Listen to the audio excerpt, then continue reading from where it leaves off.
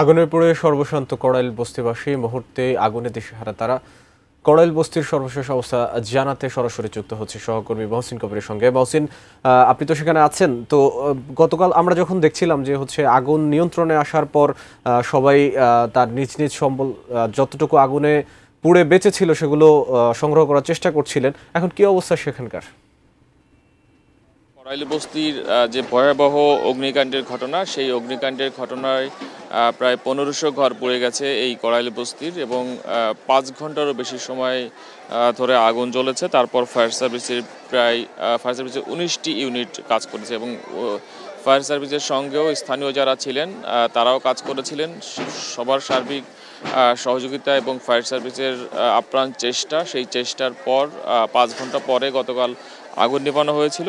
আগুনের পর আসলে এখন যে ক্ষয়ক্ষতির যে পরিমাণ, কিংবা এখন যাদের ঘর পুড়ে গেছে সেই সকল মানুষের দুর্বিষহ যে কষ্ট কিংবা তাদের যে দুর্ভোগ, সেটি আসলে এখন বড় ধরনের দুর্ভোগ। কারণ প্রায় যে জায়গা জুড়ে আগুনে ঘরগুলো পুড়ে গেছে বেশিরভাগেরই আসলে কিছুই নাই, শুধুমাত্র পোড়া যে চিহ্ন, সেই চিহ্ন ছাড়া সেই পোড়া টিন, পোড়া আসবাবপত্র, পোড়া যে সকল আসবাবপত্র সেই সব পড়ে আছে। এবং যারা এখানে বসবাস করতেন, তারা এখন সেই পোড়া ঘরে তাদের যে আসবাবপত্র যতটুকু অবশিষ্ট আছে, কিংবা অবশিষ্ট কিছু আছে কিনা, সেই তারা খোঁজ এখন চালাচ্ছেন। এবং এই যে সকল ঘরগুলো পুড়ে গেছে বেশিরভাগই সেই একই ধরনের অবস্থা, যে তারা গতকাল রাতে তারা খোলা আকাশের নিচে ছিলেন, এবং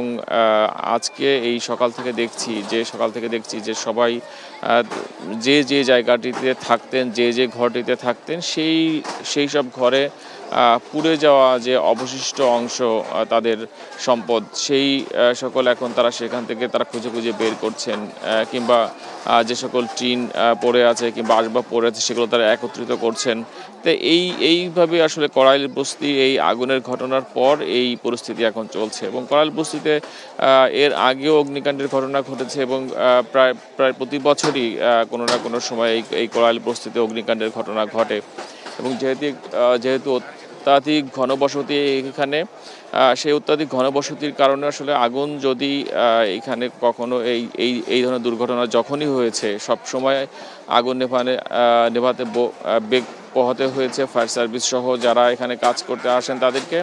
এবং সেই পরিস্থিতি আসলে এইবারও হয়েছে। এবং সাধারণ মানুষ সেই ফায়ার সার্ভিসের চেষ্টা, কিংবা সাধারণ মানুষের যে চেষ্টা, সেই চেষ্টার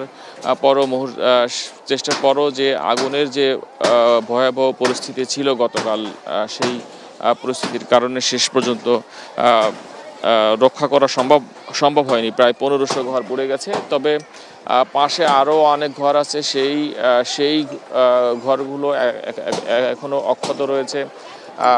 সেটি একটি বড় স্বস্তির খবর, যে পুরো বস্তিতে বহু ঘর রয়েছে, সেই সব ঘরের বাসিন্দারা যে নিরাপদ রয়েছে সেটি এক ধরনের স্বস্তির খবর।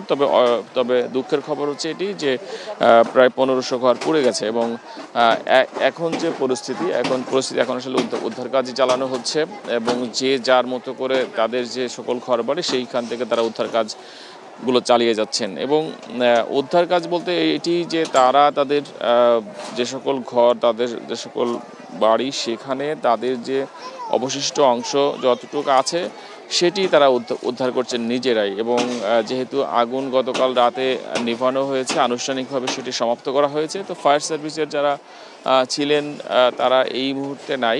তবে পুলিশের আইন শৃঙ্খলা রক্ষাকারী বাহিনীর সদস্যদেরকে আমরা দেখেছি যে তারা এই কড়াইল বস্তির যে প্রবেশ মুখ, সেই প্রবেশ মুখে তারা সেখানে রয়েছেন, এবং তারা নিরাপত্তার বিষয়টি দেখছেন।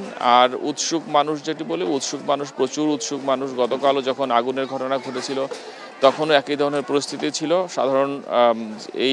এখানে যারা বসবাস করেন তাদের বাইরে থেকে প্রচুর মানুষ এসছেন দেখতে, গতকালও এসেছিলেন, আজকেও একই ধরনের পরিস্থিতি। এই সকাল থেকেও যে বহু মানুষ আসছেন জাস্ট যে কীভাবে কি ক্ষয়ক্ষতি হয়েছে এই কড়াইল বস্তিতে, সেই সকল বিষয়ে তারা দেখতে আসেন। তো এই উৎসুক মানুষের জন্য যেমন এক ধরনের সমস্যা হয় যে কোনো দুর্ঘটনা ঘটলে সেটি যেমন নিয়ন্ত্রণ করতে সমস্যা হয়, একই সঙ্গে এখন যেহেতু অরক্ষিত অবস্থায় রয়েছে সবগুলো ঘরবাড়ি এবং যারা এখানে বসবাস করতেন তাদের যে সকল অবশিষ্ট যে সকল আসবাবপত্র রয়েছে কিংবা যে সম্পদ রয়েছে